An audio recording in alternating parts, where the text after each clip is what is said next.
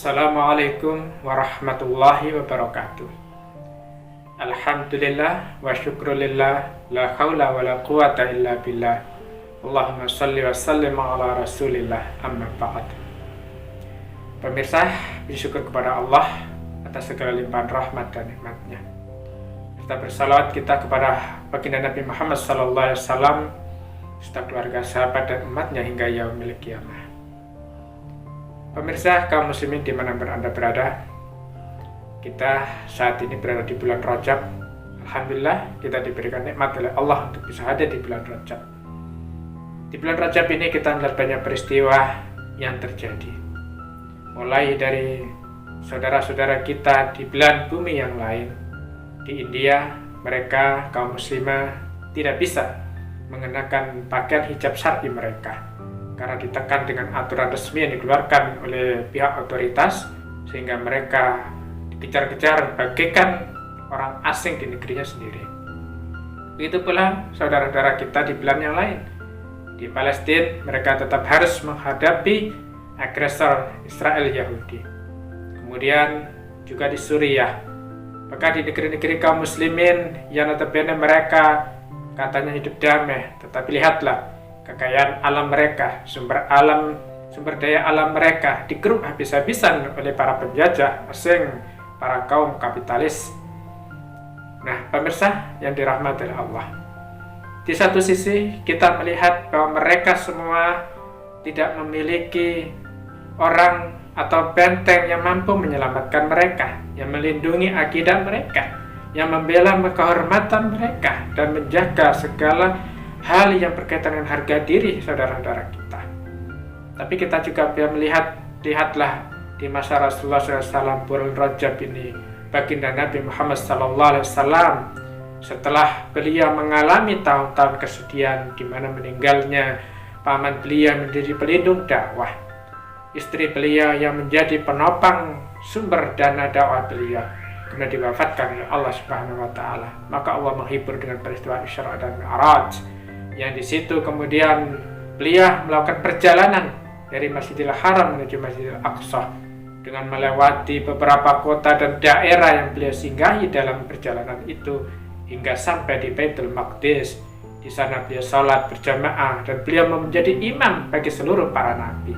Barulah kemudian beliau bersama malaikat Jibril menghadap kepada Allah untuk mendapatkan perintah wahyu yang berupa perintah sholat 5 waktu.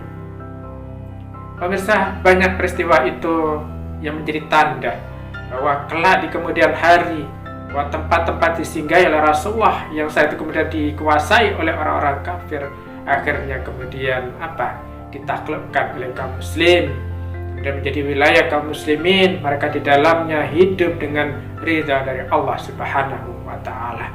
Itulah dimensi politik, bahwa di balik peristiwa Isra dan Mi'raj ternyata ada kemenangan yang dijanjikan oleh Allah Subhanahu wa taala. Begitu pula ketika Rasulullah SAW menjadi imam, itu pertanda bahwa Islam akan dimenangkan oleh Allah atas seluruh agama-agama yang ada, yakni di bawah panji bendera Rasulullah Muhammad SAW yang risalah Islam. Pemirsa, kemudian peristiwa yang lain pada perang Tabuk, Rasulullah memimpin pertempuran itu, di mananya adalah pertempuran yang luar biasa berat, tapi kaum muslimin memperoleh kemenangan. Kemudian juga kita lihat di bulan Rajab 28 bulan Rajab ketika Salahuddin Al-Ayyubi membebaskan Al-Quds yang kemudian 100 tahun sebelumnya dikuasai oleh tentara-tentara salib.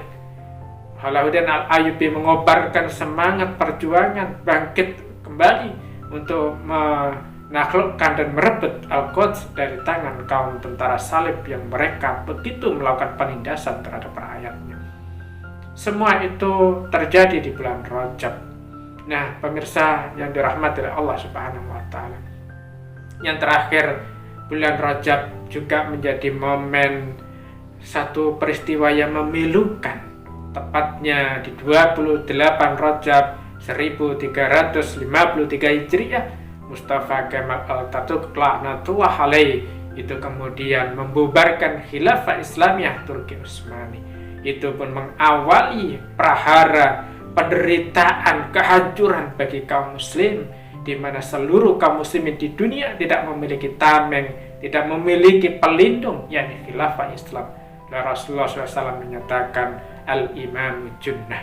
Jadi seorang pemimpin, imam itu adalah junnah, tameng bagi rakyatnya, ya, dan mereka akan berperang di belakang seorang imam itu. Inilah yang terjadi hingga hari ini, saudara-saudaraku sekalian.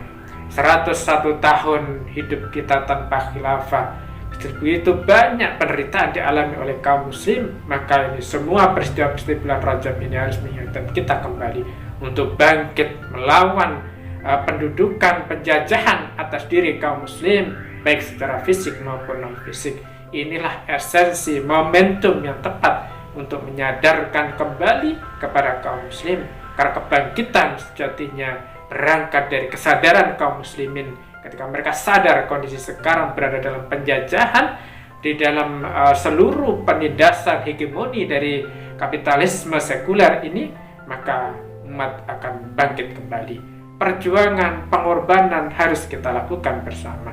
Mari kita satukan bersama. Pada kesempatan ini saya mengajak kepada saudara-saudaraku, mari kita berjuang mengembalikan kejayaan Islam dengan berjuang menerapkan syariat Islam secara kafah dalam naungan khilafah ala minhajir rasyidah yang dijanjikan oleh Allah Subhanahu wa taala dan dikhabarkan oleh baginda Nabi Muhammad sallallahu alaihi wasallam. Summa takunu khilafatan ala minhajin nubuwah. Semoga Allah Subhanahu wa taala memberikan kekuatan kepada kita untuk bangkit, sadar kembali akan kondisi umat dan bangkit untuk memperjuangkan khilafah hingga tegaknya dengan pertolongan Allah Subhanahu wa taala. Wal afu minkum ila taufiq wal hidayah. Assalamualaikum warahmatullahi wabarakatuh.